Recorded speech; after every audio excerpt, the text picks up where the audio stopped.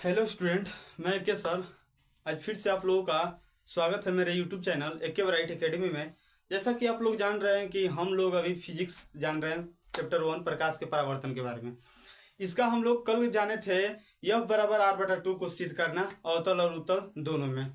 आज हम लोग जानेंगे अवतल दर्पण द्वारा बना प्रतिबिंब का निर्माण। और इसमें हम आप लोग को एक खास बात ये बता दें कि अवतल दर्पण में जो प्रतिबिंब निर्माण होता है 6 गो केस है। 6 केस में हम लोग जानने वाले हैं, लेकिन इस 6 गो केस पढ़ने से पहले हम आप लोगों को 3 केस बता देना चाहते हैं। उस 3 केस से मैं फुल गारंटी 100% देता हूं कि 6 जो अवतल दर्पण में हमें पढ़ना है वो अपने से आप लोग कर सकते हैं। बस ये 3 को आप लोग बस ध्यान दे लीजिएगा और एकदम पूरा 100% कर सकते हैं। समझ गए? तो चलिए चलते हम लोग क्लास को आगे बढ़ाते हैं। थोड़ा सा कल के बारे में बता दे रहे हैं। यफ बराबर क्या पढ़े थे? r/2, right, r/2। यफ हमारा क्या है? यफ हमारा फोकस दूरी है, स्मॉल एफ। ये आर क्या है? आर हमारा वक्रता त्रिज्या और 2। तो जो हमारा फोकस दूरी दिख रहा है, फोकस दूरी वक्रता त्रिज्या के क्या है? आधी है। देख रहे हैं कि जो हमारा फोकस दूरी है वक्रता त्रिज्या के आधी है। तो क्या लिखेंगे कि फोकस दूरी वक्रता त्रिज्या के आधी होती है। क्या होती है? आधी होती है। ये बोर्ड एग्जाम में पूछा हुआ है कि फोकस दूरी वक्रता त्रिज्या के आधी होती है, राइट। अब यहीं पर सुनिए, यहाँ पर कुछ नहीं तो बटा में 1, r में 1 का गुणा r बराबर 2 में f का गुणा 2f। अब यहाँ पर हमें क्या दिख रहा है कि जो वक्रता त्रिज्या है फोकस दूरी के 2 गुना है, 2 से गुणा है, मतलब वक्रता त्रिज्या फोकस दूरी की क्या है? 2 गुनी है। तो इसको यहाँ पर इस तरह लिख देंगे कि क्या लिख देंगे?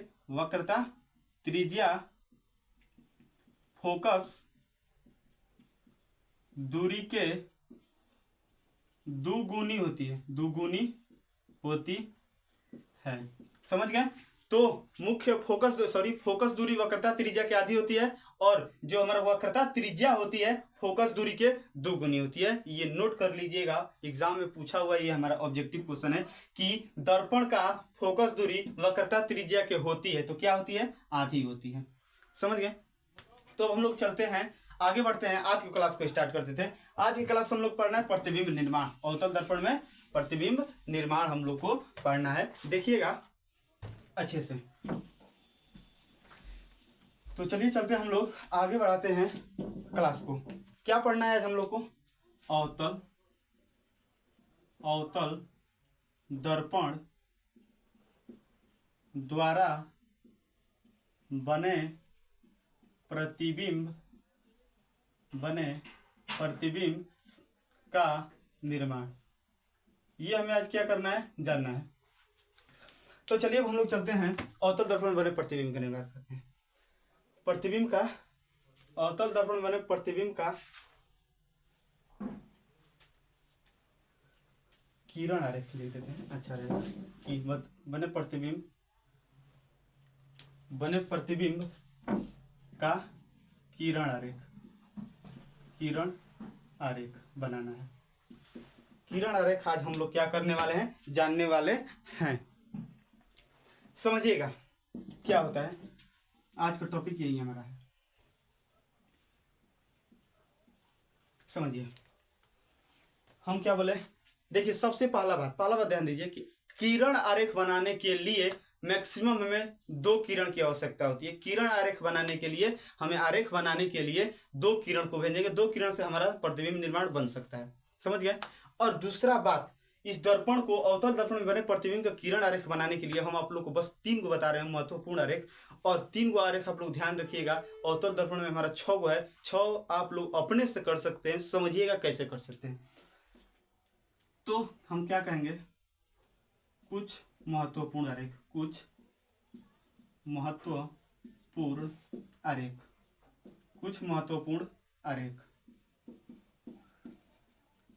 समझिएगा, कुछ महत्वपूर्ण आरेख। पहला में हम क्या ध्यान देना है, समझिएगा। जब किरण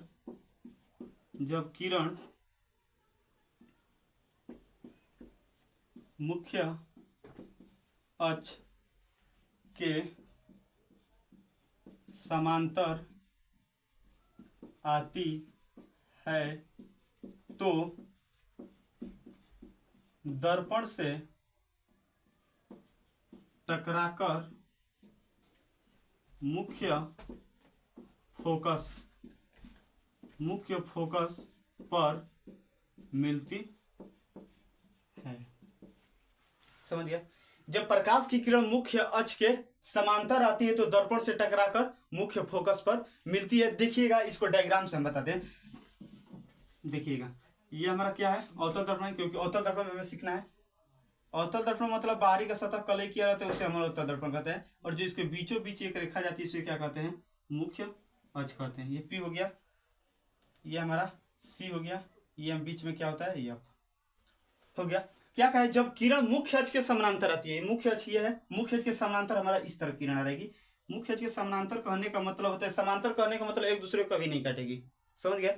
तो ये जो किरण है मुख्य अक्ष के समानांतर है, समझ गए? मुख्य अक्ष के समानांतर आती है तो दर्पण से टकराकर यहां पर आ रही है, इस बिंदु से टकराएगी, टकराकर मुख्य फोकस पर मिलती है। तो दर्पण से टकरा कहां पर मिलती है, मुख्य फोकस पर। ये हमारा मिल गया। समझ में आ गया? और ये हमारा आने वाली किरण आपतित किरण कहलाती है। तो आपतित किरण जिस बिंदु पर, इस बिंदु पर आ रही है, इस बिंदु पर हमें विलंब चाहिए, और विलंब चाहिए तो इस बिंदु से क्या कर देंगे, C से मिला देंगे। C से ही क्यों मिलता है हम आप लोगों को पीछे वाला वीडियो में बता चुके हैं। एक बार और यहाँ पर बता देना है, समझिएगा। ये वाला कॉन्सेप्ट पूरे यूट्यूब पर हम बता दे रहे हैं। ये वाला कॉन्सेप्ट नहीं मिलेगा कि C बिंदु को C से कैसे मिला देते हैं। अपने से तो नहीं मिल सकता, इसके पीछे तो कुछ कॉन्सेप्ट होगा, तो उसी कॉन्सेप्ट को जानेंगे। हम बता दें कि यूट्यूब पर नहीं मिलने वाला है। समझिएगा क्या यहाँ पर कॉन्सेप्ट लगता है, समझिएगा। ये हमारा क्या है, वृत्त का ये केंद्र है। तो हम लोग पढ़े हैं 9th में कि वृत्त का केंद्र से और वृत्त के परिधि पर कहीं पर भी अगर हम मिलाएं तो कितने डिग्री का एंगल बनता है, 90 डिग्री का एंगल बनता है। कितने डिग्री का, यहाँ पर जो वहां पर बन रहा है कितना डिग्री का, 90 डिग्री का एंगल बन रहा है। समझ गए? तो यही फॉलो होता है कि केंद्र से वक्रता, वृत्त के केंद्र से, वृत्त के केंद्र से वृत्त के किसी भी बिंदु पर अगर हम मिलाएं तो वहां पर 90 डिग्री का कोण बनता है। और 90 डिग्री हमें यह बताता है कि वो लंब है। 90 डिग्री मतलब होता है लंबवत। तो हमें क्या केंद्र से मिलाते थे, तो यहाँ पर देखिए जो तरफ दर्पण है, दर्पण भी तो मेरा एक गोला है, अगर इसको पूरा करेंगे तो इस तरह दर्पण बनेगा, राइट। क्या कर रहे थे, वृत्त के केंद्र से परिधि पर हम क्या करते मिलाते थे तो 90 डिग्री का कोण बन जाता। ये देखिए वृत्त हो गया, वृत्त का केंद्र ये हुआ हमारा, C हुआ कि नहीं हुआ। इसके बिंदु से कहीं पर भी हम डालें 90 डिग्री कोण बनेगा। कहीं से हमको मतलब नहीं है, इस बिंदु से मतलब है। तो इस बिंदु से मिला देंगे तो 90 डिग्री का यहाँ पर एंगल बनेगा। 90 डिग्री मतलब बताना चाहता है क्या कि यहाँ पर 90 डिग्री का एंगल बने, मतलब वो परपेंडिकुलर है, लंबवत है। समझ में गया? तो इस तरह हमारा लंबवत खींचा जाता है। ये कॉन्सेप्ट छुपा हुआ है इसके पीछे। समझ गया? तो अब चलिए चलते हैं, इसको मिटा देते हैं, बस खाली हम समझाने को आप लोगों को बता दिए। अब आगे बढ़ते हैं, क्या होता है समझिएगा बहुत ही अच्छे से। तो मुख्य अक्ष के समानांतर जब किरण आती है तो टकराकर मुख्य फोकस, F को मुख्य फोकस कहते हैं, तो मुख्य फोकस पर मिलती है। पहला महत्वपूर्ण आरेख ये हुआ, इसको एकदम माइंड में ठोक लेना है। क्या ठोकना है कि जब प्रकाश की किरण मुख्य अक्ष के समानांतर आती है तो टकराकर, दर्पण से टकराकर मुख्य फोकस पर मिलती है। इसको माइंड से नहीं निकलने देना है किसी भी हालत में। समझ गए? अब यहां पर एक क्वेश्चन ये उठता है कि कोई बोलेगा ये सर ये इसके समानांतर, ये आप ले लिए, इसके समानांतर तो नीचे भी तो हो सकता है। तो आप लोग का सोच 100% सही है। इसका क्या हो सकता है, ये नीचे भी हम समानांतर ले सकते हैं, थोड़ा भी दिक्कत नहीं है। नीचे हम समानांतर ले लिए। समझ में आ गया? जिस बिंदु पर आती है, देखिए आती है, टकरा कर कहां जाएगी हम जानते हैं। हम क्या बताएं अभी कि मुख्य अक्ष के समानांतर जब प्रकाश की किरण आएगी तो टकराकर मुख्य फोकस पर जाएगी। तो मुख्य अक्ष के समानांतर ये किरण आ रही है, टकराकर मुख्य फोकस पर जाएगी। यहां पर कर लेते हैं F को, टकरा कहां चली गई, मुख्य फोकस पर ये चली गई। समझ में आ गया? ये हुआ हमारा मुख्य फोकस पर प्रतिबिंब बनेगा। तो इस बिंदु से C को मिला देंगे तो लंबवत हो जाएगा, क्योंकि जिस बिंदु पर आपतित किरण आती है उस बिंदु पर हमें अभिलंब चाहिए होता है। तो इस बिंदु से C को मिला देंगे तो हो जाएगा। समझ गया? अब देखिए इस तरह हमारा हो गया। अब यहां पर एक क्वेश्चन और उठना चाहिए कि कोई बोलेगा कि सर ये बताइए कि ये जो किरण आ रही है टकराकर इस तरह ऊपर ही क्यों जा रही है, इस तरह नीचे क्यों नहीं आ रही है। अब बताइए आप लोग, नीचे कैसे आएगी। इस बिंदु पर आपतित किरण आ रही है, इस बिंदु पर हमें एक अभिलंब चाहिए। इसको मिला देंगे सी से, तो अब बताओ कि आपतित किरण इससे मिलाकर इससे इतना डिग्री के एंगल पर आ रही है, तो टकराकर भी तो इतना डिग्री के एंगल पर जाएगी और नीचे आ जाएगी तो ये बड़ा ना एंगल हो जाएगा। कैसे हो जाएगा? आपतन कोण परावर्तन कोण के बराबर होना चाहिए, तो ये इसके साथ आपतित किरण इतने डिग्री का एंगल बने तो टकराकर ऊपर जाना चाहिए, तब ना बराबर एंगल बनेगा। अगर नीचे आएगा तो बड़ा ना बन जाएगा। समझ में आ गया? तो ये इसके पीछे कॉन्सेप्ट छुपा हुआ है, बहुत ही अच्छे से बारीक से हम आप लोगों को पूरे कॉन्सेप्ट को दे देना, एक ही भी कॉन्सेप्ट आप लोग को नहीं छोड़ेंगे हम। समझ में आ गया? तो माइंड में क्या रखना है कि जब प्रकाश की किरण मुख्य अक्ष के समानांतर आती है तो कहां पर मिलती है? मुख्य फोकस पर मिलती है। ये हमारा था। अब क्या समझना है समझिएगा।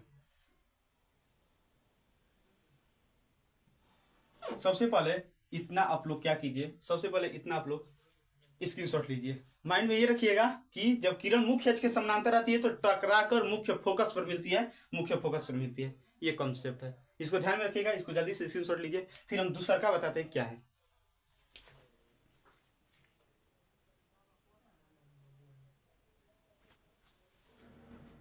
चलिए अब चलो क्या दूसरे आरेख को समझते हैं। पहला क्या समझते थे? जब समानांतर आएगी तो मुख्य फोकस पर मिलेगी। दूसरा क्या है? जब किरण वक्रता केंद्र से, जब किरण वक्रता केंद्र से होकर गुजरती है तो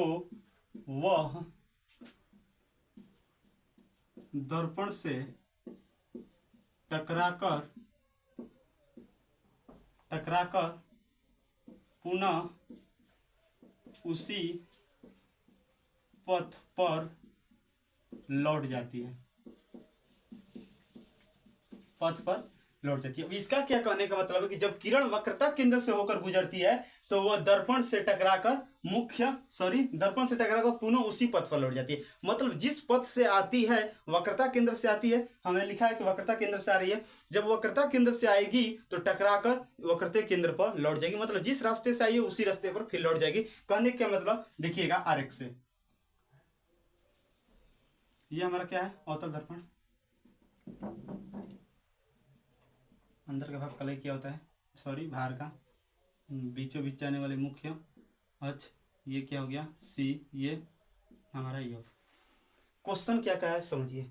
जब किरण वक्रता केंद्र से होकर गुजरती है, किरण को वक्रता केंद्र से गुजरी, वक्रता केंद्र भी ये है, इस तरह गुजारी है किरण को वक्रता केंद्र से, किरण हमारा वक्रता केंद्र से गुजर गई। समझ में आ गया? तो क्या करें, जब किरण वक्रता केंद्र से होकर गुजरती है तो वह दर्पण से टकराकर, यहां से टकराएगी, दर्पण से टकराकर पुनः उसी पथ पर लौट जाती है। मतलब इस तरह आ रही है, टकराकर पुनः उसी पथ पर आ रही है। इस रास्ते से आ रही थी, फिर टकराकर इसी रास्ते पर क्या कर जाएगी? चली जाएगी। तो वह मेरा होता है जब प्रकाश की किरण, ख्याल में ये रखना है कि जब प्रकाश की किरण वक्रता केंद्र से आएगी तो टकराकर उसी पथ पर चल जाएगी। देखिए आ रही है इस तरह, टकराकर भी इसी तरह चल जाए। हमारा तीर ये का चिन्ह बता रहा है कि टकराकर इसी पथ पर जा रही है। अब यहां पर सवाल ये उठता है कि टकराकर इसी पथ पर क्यों जा रही है? ऐसा इसमें क्या है कि टकराकर इसी पर जाएगी, इधर इधर क्यों नहीं जाएगी? इसमें क्या कॉन्सेप्ट छुपा हुआ है कि इसी पथ पर वो चली जा रही है? तो कॉन्सेप्ट को ढूंढिए। देखिए बहुत ही इजी, हम आप लोग को एक चीज बताए उसी का फॉलो करेंगे, समझिएगा। हाँ, हम क्या बोले? देखिए सबसे पहले इसी डायग्राम को एक जगह और बनाते हैं। यहाँ पर इस तरह ले लेंगे, ये हमारा पी अवतल दर्पण है। ये क्या होता है? वक्रता केंद्र सी, और ये क्या है? जब किरण वक्रता केंद्र से जाएगी, चली गई। अब बताइए, आने वाला किरण मेरा आपतित किरण कहलाती है। बहुत ही इसका यूज आ रहा है कि आने वाला किरण आपतित किरण कहलाती है। और हम लोग जानते हैं कि जिस बिंदु पर आपतित किरण आ रही है उस बिंदु पर हमें एक अभिलंब चाहिए होता है। तो देखिए आपतित किरण इस बिंदु पर आ रही है, इस बिंदु से टकरा रही है, इस बिंदु से, इस बिंदु पर हमें एक अभिलंब चाहिए, क्योंकि हम बताए हैं प्रकाश के परावर्तन में कि ये किरण आ रही थी, आपतित किरण यहाँ पर, तो टकरा कर जा रही थी। आपतित किरण इस बिंदु पर आ रही है, इस बिंदु पर हम इस तरह अभिलंब खींच देते थे, राइट। लेकिन इस बिंदु पर तो भी हमें अभिलंब चाहिए। आपतित किरण जिस बिंदु पर आ रही है उस बिंदु पर अभिलंब चाहिए। तो समझिए कैसे अभिलंब खींचता है। खींचा जाएगा। यहाँ से कैसे खींचाएगा हम अभी कॉन्सेप्ट बताएं, वृत्त का कॉन्सेप्ट क्या बताएं कि वृत्त के केंद्र से, किसके केंद्र से, वृत्त के केंद्र से उसके परिधि पर कहीं पर भी लाए तो 90 डिग्री का कोण बनता है, राइट, 90 डिग्री का कोण बनता है। उसके केंद्र से वृत्त के परिधि पर कितना कहीं पर भी हम मिलाएं तो 90 डिग्री का कितना, 90 डिग्री का एंगल बनता है। 90 डिग्री हमें ये बताता है कि वह लंबवत है। तो अब यही यूज कीजिए, ये मेरा क्या है, एक गोला है, इस तरह पूरा करेंगे तो राइट, ये हमारा केंद्र हो गया। केंद्र से, वृत्त के केंद्र से उसके परिधि पर हम लंब डालते हैं, सॉरी मिलाते हैं तो 90 डिग्री का एंगल बनता है। इसके केंद्र से कहीं पर भी डालेंगे, इधर भी डालेंगे, इधर भी डालेंगे तो 90 डिग्री का एंगल बनेगा। लेकिन हमें इस इधर से तो कोई हमें काम नहीं है, इधर हमको लेने में कोई फायदा नहीं मिलेगा, फायदा नहीं मिलेगा।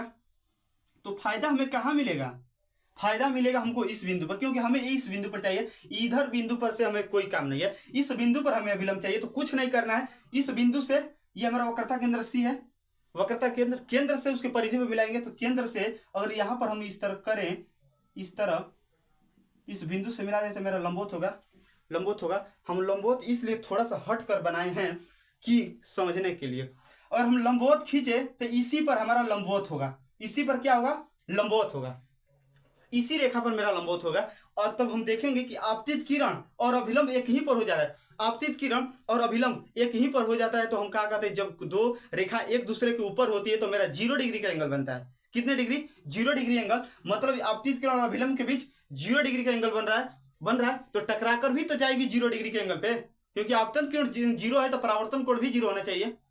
समझ में आ गया। तो आ रही आपतित किरण अभिलंब के साथ 0 डिग्री का कोण बनाते हुए तो टकराकर भी जाएगी 0 डिग्री का कोण बनाते, हमें परावर्तन का नियम कहता है, तो टकराकर चली जाएगी इसी पर जाएगी तभी तो मेरा 0 डिग्री बनेगा। तो यहां से कॉन्सेप्ट निकलता है कि जब प्रकाश की किरण वक्रता केंद्र से जाती है तो टकराकर पुनः उसी पथ पर जाती है। समझ गए कैसे होता है, क्योंकि यहां पर जब हम अभिलंब खींचे तो अभिलंब क्या होगा, आपतित किरण पे ही आ रहा है, तो आपतित किरण और अभिलंब के बीच एक दूसरे के ऊपर है तो 0 डिग्री का एंगल बनेगा। समझ में आ गया, 0 डिग्री का एंगल बनेगा तो टकराकर भी तो 0 डिग्री के एंगल पर जाएगी। टकरा 0 डिग्री का एंगल कब बनेगा, जब एक दूसरे के ऊपर रहेगी तब, तो एक दूसरे के ऊपर जाएगी तो मेरा 0 डिग्री का एंगल बन जाएगा। यही कॉन्सेप्ट यहाँ पर छुपा हुआ है कि जब प्रकाश की किरण वक्रता केंद्र से जाती है तो टकराकर पुनः उसी पथ पर लौट जाती है। ये कॉन्सेप्ट पूरा छुपा हुआ है इसमें, समझ गए। तो हम लोग चलते हैं आगे की ओर बढ़ते हैं, समझिएगा। और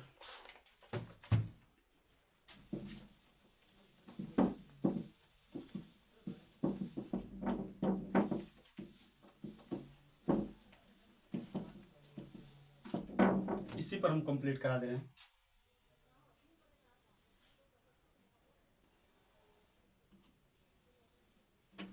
दो है, देखिए पहला क्या याद रखना है, जब मुख्य अक्ष के समानांतर रहेगी तो टकराकर मुख्य फोकस पर मिलेगी। और दूसरा क्या याद रखना है, जब प्रकाश की किरण वक्रता केंद्र से आती है तो पुनः टकराकर उसी पथ पर चली जाती है। अब तीसरा क्या होता है, देखिए तीसरा होता क्या है, जब किरण मुख्य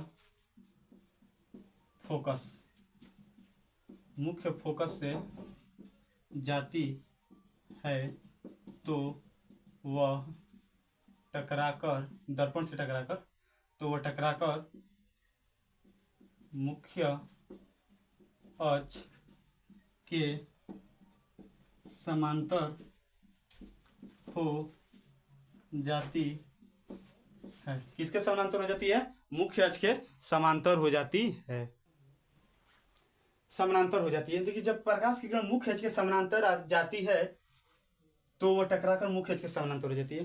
देखिए कैसे क्या कहता है, हम पहला क्या बताएं कि जब प्रकाश की किरण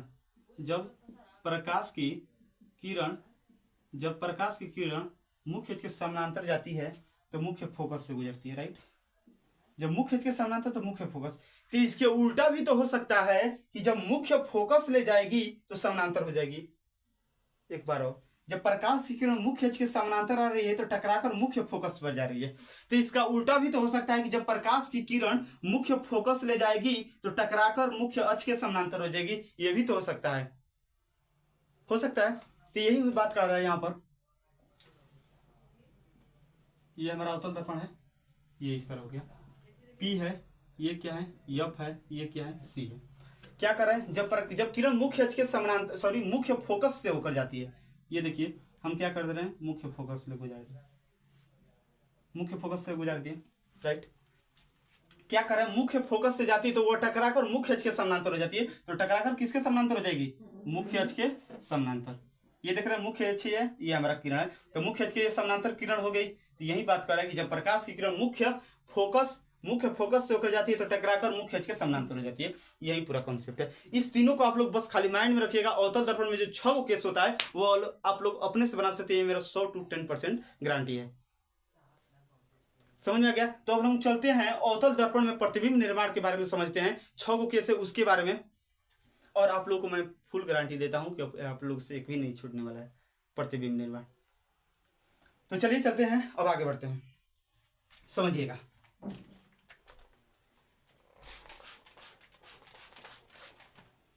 अच्छे से समझिएगा।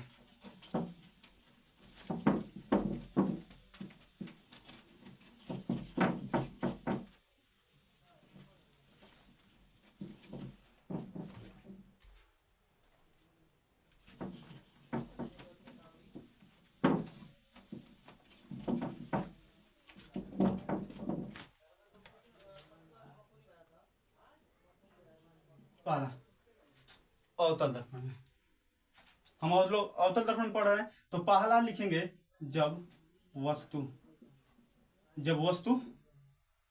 अनंत पर स्थित हो, अनंत पर स्थित हो तो प्रतिबिंब सब क्या होगा देखिएगा। पहला ही हमारा केस है, जब वस्तु अनंत पर स्थित हो। दर्पण अवतल दर्पण के लिए हम लोग पढ़ रहे हैं। तो देखिएगा ये मेरा क्या है, अवतल दर्पण है, बन गया।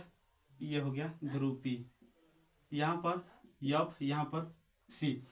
जब वस्तु अनंत पर स्थित हो, अनंत कहने का मतलब है जब भी किरण अनंत से आती है तो हमेशा मुख्य अक्ष के समानांतर आएगी। अनंत का मतलब होता है जहां पर हम लोग पहुंच नहीं सकते हैं, जहां पर हम लोग पहुंच नहीं सकते वो क्या कहलाता है, अनंत कहलाता है। तो अब बताइए, हम लोग सूर्य से किरण आती है, सूर्य हम लोग से बहुत अनंत दूरी पर है, तो सूर्य से जो किरण आती है हमें मुख्य अक्ष के समानांतर आती है। जो एक दूसरे के जो किरण आती है सूर्य से एक दूसरे के समानांतर आती है। समझ में आ गया। तो जब भी किरण अनंत से आएगी तो मुख्य अक्ष के समानांतर आएगी, ये माइंड में रखिएगा। तो देखिए जब वस्तु अनंत पर स्थित, अनंत करने का मतलब मुख्य अक्ष के समानांतर आएगी, मुख्य अक्ष के समानांतर। ये कॉन्सेप्ट यहाँ पर लगने वाला है। क्या लगने वाला है, ये लगने वाला है कि जब हमें महत्वपूर्ण आरेख में क्या बताएं, जब किरण मुख्य अक्ष के समानांतर आती है तो टकराकर कहाँ जाती है, मुख्य फोकस पर जाती है, मुख्य फोकस पर आ जाएगी। यहाँ पर हम मिला देंगे केंद्र से, तो ये मेरा क्या हो जाएगा, लंबवत हो गया, अभिलंब हो जाएगा। तो यही बहुत काम आने वाला है महत्वपूर्ण केस में। तो देख रहे हैं कि यहाँ पर समानांतर हो गया मुख्य अक्ष के, तो टकराकर मुख्य फोकस पर मिलेगी। यहाँ पर कुछ दिक्कत नहीं होना चाहिए। अब हम लोग क्या भेज सकते हैं, नीचे से भी तो भेज सकते हैं, पूरा सही आप लोग का सोच। यहाँ पर टकराएगा, कहां पर जाएगा, मुख्य फोकस पर। मुख्य फोकस पर क्यों जाएगा, क्योंकि हम लोग जानते हैं कि ये किरण मुख्य अक्ष के समानांतर है, समानांतर होती है तो मुख्य फोकस पर ही जाती है। समझ गए। अब यहां पर क्या होता है, स्थिति, प्रतिबिंब स्थिति, प्रतिबिंब स्थिति, प्रतिबिंब स्थिति। प्रतिबिंब स्थिति कहने का मतलब होता है प्रतिबिंब कहां पर बन रहा है। तो प्रतिबिंब कहां पर बन रहा है देख रहे हैं। देखिए देखना होता है कि प्रतिबिंब कहां बनेगा, तो जो दोनों किरण एक दूसरे को जहां पर काटती है वहां पर प्रतिबिंब बनता है। तो दोनों किरण एक दूसरे को मुख्य फोकस पर काटी है तो क्या हो जाएगा, F पर। प्रतिबिंब F पर बना है मतलब मुख्य फोकस पर। प्रकृति, देखिए प्रकृति में क्या होगा, वास्तविक और उल्टा। वास्तविक कहने का मतलब देखिए इसमें हम लोग कुछ भी जबरदस्ती नहीं किए हैं, खाली आया है टकराकर मुख्य फोकस पर मिल गया। जिसमें हम लोग जबरदस्ती करेंगे, जबरदस्ती करने का मतलब डॉटेड लाइन, जिसमें भी हम लोग जबरदस्ती करेंगे उसमें काल्पनिक प्रतिबिंब बनेगा, और जबरदस्ती नहीं करेंगे तो वास्तविक प्रतिबिंब बनेगा। इसमें हमने कोई जबरदस्ती नहीं किया है, डायरेक्ट जाकर हमारा मुख्य फोकस पर मिल गया है तो क्या हो जाएगा, वास्तविक होगा। अगर हम लोग जबरदस्ती नहीं करेंगे तो वास्तविक प्रतिबिंब बनेगा। और क्या बनेगा, उल्टा बनेगा। उल्टा कैसे समझ में आता है, समझिए। ये किरण ऊपर आ रही है, ऊपर से आ रही है तो टकराकर भी ना ऊपर जाना चाहिए, ऊपर जाना चाहिए, लेकिन ऊपर नहीं जा रही है, नीचे आ रही है, मतलब उल्टा इसका हो रहा है, इसीलिए उल्टा बनता है। ये नीचे से आ रही है, इसको नीचे आना चाहिए था लेकिन ऊपर चली गई, उल्टा काम हो रहा है इसका, इसीलिए उल्टा। समझ गया। स्थिति, प्रकृति और प्रतिबिंब का आकार हम लोग देखते हैं। आकार देखिए मुख्य फोकस पर मिलिए, प्रतिबिंब यहाँ पर बहुत छोटा बन रहा है, बहुत छोटा, मतलब क्या लिख देंगे, बहुत छोटा, मतलब बिंदु आकार बन रहा है। समझ गया। दूसरा अब हम लोग समझते हैं, समझिएगा। अनंत से जब वस्तु आती है तो मुख्य फोकस में मिलती है, ये हमारा स्थिति थी। अब दूसरा केस क्या है, दूसरा केस समझिएगा। जब वस्तु अनंत एवं वक्रता केंद्र के मध्य स्थित हो, मध्य स्थित हो, मतलब बीच में स्थित हो। जब वस्तु अनंत और वक्रता केंद्र के बीच में स्थित रहेगा तब क्या होगा, समझिएगा। ये हमारा है अवतल दर्पण, ये हो गया ध्रुव P, यहां पर होता है F, यहां पर बीच में C। समझ गया। देखिए वस्तु के क्या कर रहा है, हमारा क्वेश्चन क्या कर रहा है, जब वस्तु अनंत और वक्रता केंद्र, अनंत मतलब हमारा इधर होगा, एकदम इधर, इधर हमारा अनंत होगा, और वक्रता केंद्र हमारा क्या है, वक्रता केंद्र C को कहते हैं। मतलब अनंत मान लेते हैं यहां पर है, वक्रता केंद्र ये दोनों के बीच में रख रहा है, मान लेते हैं यहां पर रख दिए, ये हमारा वस्तु हो गया। इधर अनंत है, ये वक्रता केंद्र, अनंत और वक्रता केंद्र के बीच हम वस्तु रख दिए, रख दिए। अब कुछ नहीं करना है, देखिएगा प्रतिबिंब कहाँ यहाँ बनेगा, यहां से किरण निकलेगी, जहां पर वस्तु रहेगी वहीं पर से ना किरण निकलेगी, तो वस्तु हमारे यहाँ है, यहां से किरण निकली। तो अब ये देखिए, ये किरण मुख्य अक्ष के समानांतर दिख रही है, ये किरण मुख्य अक्ष के समानांतर दिख रही है, तो कहां पर मिलेगी, मुख्य फोकस पर मिलेगी। ये हम आपको महत्वपूर्ण आरेख में बता चुके हैं।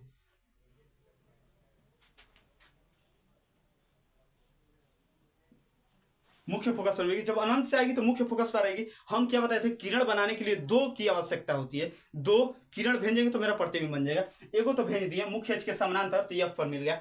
अब आप लोग बताइए कि अब दूसरा हम लोग कहां पर भेजें, अब बताइए दूसरा किरण, दिमाग ये लगाइए कि दूसरा किरण हम लोग वक्रता केंद्र से भेज सकते हैं। किससे, दर्पण को बढ़ा देते हैं थोड़ा, वक्रता केंद्र से भेज सकते हैं, वक्रता केंद्र से भेज सकते हैं। जब प्रकाश की किरण वक्रता केंद्र से भेजेंगे तो टकराकर उसी पर जाएगी। हम महत्वपूर्ण आरेख में आपको यही बताएं कि जब प्रकाश की किरण वक्रता केंद्र से होकर जाती है तो टकराकर पुनः उसी पथ पर लौट जाती है। तो मेरा ये कॉन्सेप्ट होता है। हम क्या बताएं, एक दूसरे के जो जहां किरण काटती है वहां पर प्रतिबिंब बनता है, तो एक दूसरे को यहां पर काट रही है, यहां पर प्रतिबिंब बनेगा, प्रतिबिंब बन गया, ये मेरा प्रतिबिंब हुआ। समझ में आ गया। क्या लिखेंगे, प्रतिबिंब की स्थिति, प्रतिबिंब की स्थिति, प्रतिबिंब की स्थिति मतलब कहां प्रतिबिंब बन रहा है। देखिए प्रतिबिंब कहां ये बन रहा है, C और F के बीच में ये हमारा प्रतिबिंब बन रहा है। लिख देंगे C एवं F के मध्य, C एवं F के मध्य। और क्या लेगा, प्रकृति, प्रकृति क्या होगा, प्रकृति क्या हो जाएगा, वास्तविक होगा। इसमें हम कुछ भी जबरदस्ती नहीं किया, हम क्या बोले कि जब भी जबरदस्ती नहीं करेंगे तो वास्तविक प्रतिबिंब बनेगा। और क्या बनेगा, उल्टा बनेगा। वास्तविक प्रतिबिंब जब जब बनेगा वहां पर उल्टा प्रतिबिंब बनेगा 100%। और आकार के बारे में जानते हैं, आकार के बारे में, आकार हमारा कैसा बन रहा है प्रतिबिंब का, ये देखिए वस्तु इतना है, वस्तु इतना बड़ा है और प्रतिबिंब इतनी को बन रहा है। वस्तु हमारा इतना है, प्रतिबिंब इतनी को बन रहा है, क्या लिख देंगे, छोटा है, वस्तु के अपेक्षा छोटा प्रतिबिंब बन रहा है। समझ में आ गया, ये पूरी क्रिया थी। अब चलते हैं तीसरा को समझते हैं, एकदम बारीक से समझिएगा। तीसरा, जब वस्तु C पर स्थित हो, कहां पर, C पर स्थित हो। देखिए एक बात और, इसको हम लोग क्या कह सकते हैं, देखिए ये हमारा जो वस्तु है ठीक C के इधर है, पीछे स्थित है। तो इस क्वेश्चन को बोर्ड क्या करता है, इस तरह भी पूछता है कि जब वस्तु C के परे हो, C के परे, जब हम लिखें कि जब वस्तु अनंत और वक्रता केंद्र के मध्य स्थित हो, तो वक्रता अनंत और वक्रता केंद्र को वो बोलता है C के परे। C के परे कहने का मतलब C के पीछे, C के पीछे ये हमारा होगा, इसी को कहते हैं अनंत और C के बीच। समझ गए। चलते हैं आगे बढ़ते हैं, समझिएगा। तीसरा, जब वस्तु C पर स्थित हो, देखिए बनाते हैं, ये भेज दिए, यहां पर करते हैं थोड़ा सा। तो स्टूडेंट हम लोग क्या करेंगे, तीसरे को अगले वाले वीडियो में देखेंगे। अभी 2 को हुआ, 3 को हम महत्वपूर्ण आरेख बताए थे। और आप लोग चाहिए कि ये 6 केस अपने से कर सकते हैं तो अपने से भी कर सकते हैं। हम 3 महत्वपूर्ण आरेख आपको बता चुके हैं। 3 महत्वपूर्ण आरेख से आप लोग अपने से कर सकते हैं। बस खाली 2-2 किरण भेजिएगा, आपका प्रतिबिंब निर्माण बनते जाएगा। समझ गए? तो हम लोग अगले वीडियो में तीसरा से स्टार्ट करेंगे। 2 को आज चलें और 3 को महत्वपूर्ण आरेख, 5 को आज हम लोग कल से यानी अगले वाले वीडियो में हम लोग 3 से स्टार्ट करेंगे। तो आई होप कि आप लोगों को आज की क्लास बहुत ही अच्छा लगा होगा और अच्छे से समझ में आया भी होगा। ये हमारा किरण आरेख में समझ में आ गया। तो आप लोगों को अगर वीडियो थोड़ा भी अच्छा लगता हो तो एक कमेंट प्लीज़ कीजिएगा और लाइक, कमेंट और शेयर, सब्सक्राइब करते रहिएगा। फिर से हम लोग क्या करेंगे, अगले वाले वीडियो में मिलेंगे। तो वीडियो देखने के लिए थैंक यू।